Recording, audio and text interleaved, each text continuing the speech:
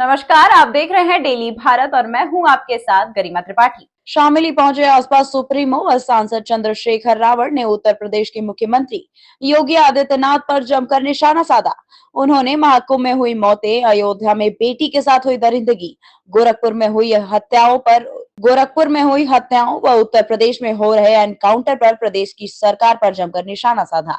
उन्होंने कहा कि सरकार ने महाकुंभ को आस्था का इवेंट बना दिया। योगी आदित्यनाथ जी कुर्सी पर बैठकर जुल्म कर रहे हैं। 17 घंटे तक मौत का अखाड़ा छुपाया गया। साथ ही एनकाउंटर पर निशाना साधते हुए उन्होंने कहा कि सीधा अध्याय गोली से देना कहाँ का इंसाफ है। बुलडोजर से भला किसी को न्याय मिल सकता है क्या? प्रदेश में कानूनी व्यवस्था दम तोड़ रही है। इस प्रकार के तमाम आरोप चंद्रशेखर रावण ने लगाए। चंद्रशेखर रावण शामिल में आरएलडी के राष्ट्रीय महासचिव पूर्व सांसद अमीर आलम व उनके बेटे पूर्व विधायक नवाजीश आलम के पार्टी में शामिल होने के कार्यक्रम में हिस्सा लेने के लिए पहुंचे थे। दरअसल आपको बता दें कि सपा सुप्रीमो शामिल में पार्टी के सदस्यता ग्रहण समारोह में हिस्सा लेने शामिल पहुंचे थे। उन्होंने राष्ट्रीय लोक दल के राष्ट्रीय महासचिव पर सांसद अमीर आलम में उनके बेटे पूर्व विधायक नवाजी आलम को आजाद समाज पार्टी की सदस्यता दिलाई।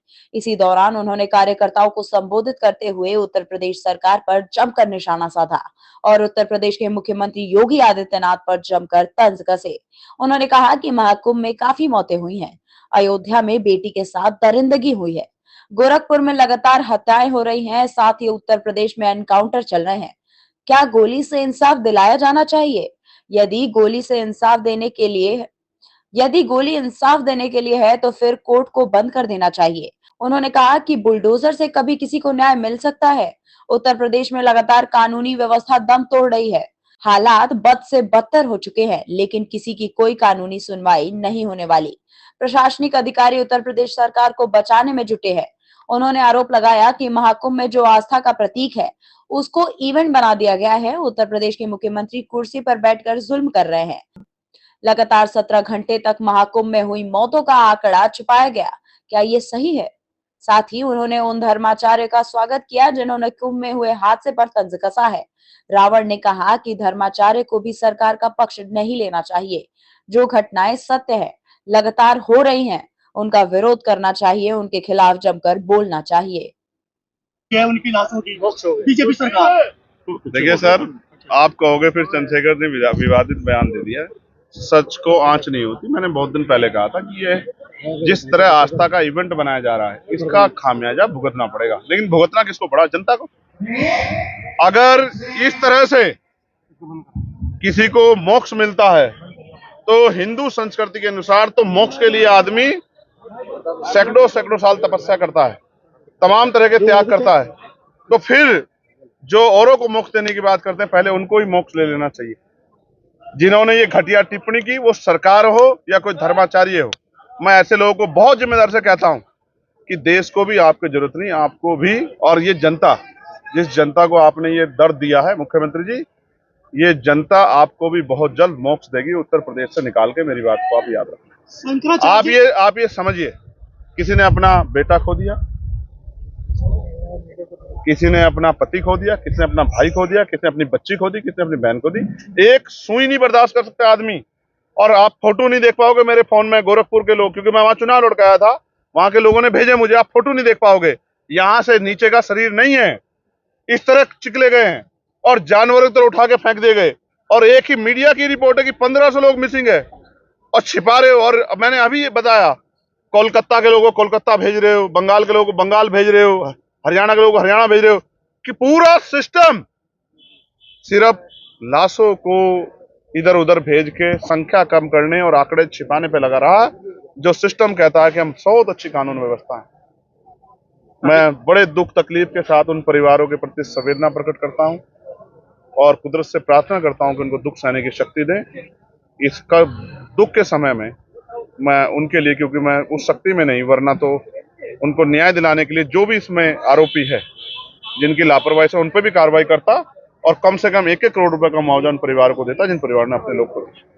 3000 लोग अपनी लाशें ढूंढ रहे हैं। इनका आंकड़ा है कि सिर्फ 30-40 मौतें हुई है।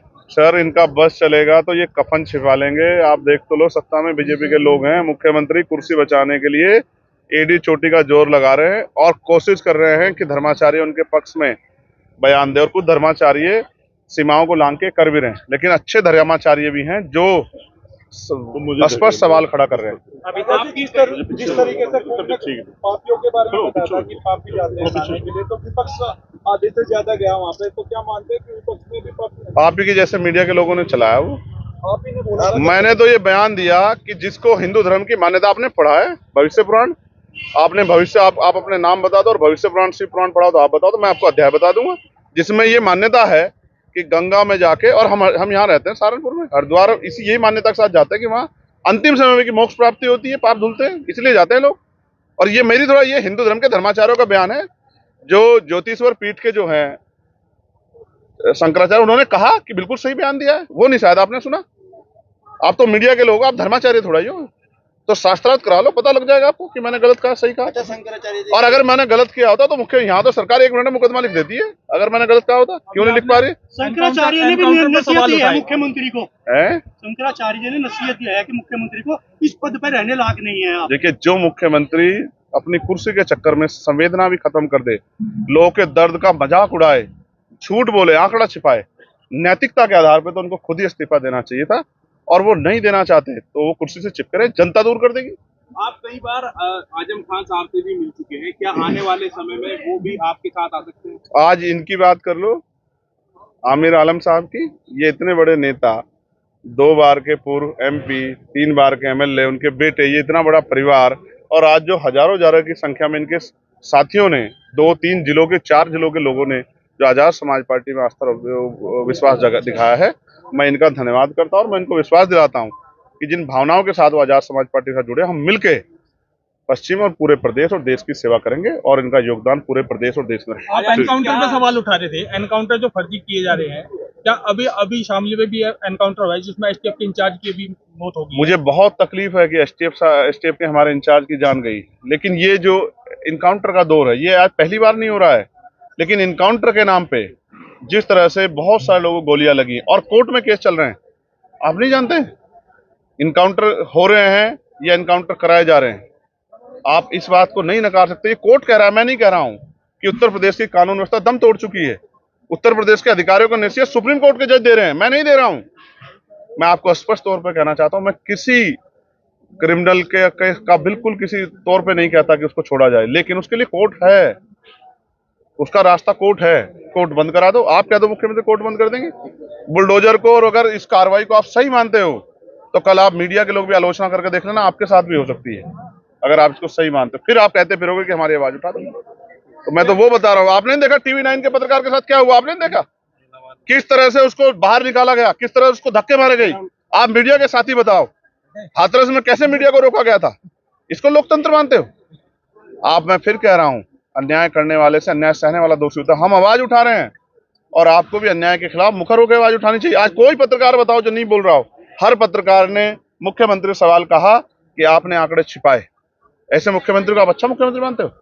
आप बताओ, आपके परिवार से शायद के आसपास रिश्तेदारी से भी कोई शायद पीड़ित नहीं हुआ है, वरना आपको एहसास होता कि जिन्होंने अपने खोए हैं उनके आंसू नहीं सूखे हैं, और मुख्यमंत्री जी खोरी राजनीति कर रहे हैं, सिर्फ आंकड़े छिपाने पे लगे हुए। क्या 2027 में भाजपा को हराने के लिए चंद्रशेखर आजाद जी आजाद समाज पार्टी का गठबंधन बसपा या समाजवादी पार्टी से? आजाद समाज पार्टी का गठबंधन जनता से होगा। हम लोकसभा में 2 सीट लड़े उत्तर प्रदेश में। आप उत्तर प्रदेश की जमीन की गर्मी को नहीं देख रहे हैं, उत्तर प्रदेश के लोगों की चिंताओं को नहीं देख रहे हैं। हम 2 सीट लड़े, 1 जीते और दूसरी सीट पे 80,000 से ज्यादा वोट प्राप्त किए, जबकि वो वहां बॉर्डर पे है। आप ही मीडिया के साथी कहते हो कि पश्चिम की पार्टी, पश्चिम की, हमने वो नेपाल बॉर्डर पे लड़ा, डुमरियागंज, चेक करा लेना। राष्ट्रीय पार्टी को 33,000 वोट मिले। हमें जनता से गठबंधन करना है और हम मेहनत करेंगे। इसी जनता ने हमें नगीना जीता, और यही जनता, और मीरापुर में हमारे साथी अगर मेरी बात के साथ खड़े हो जाते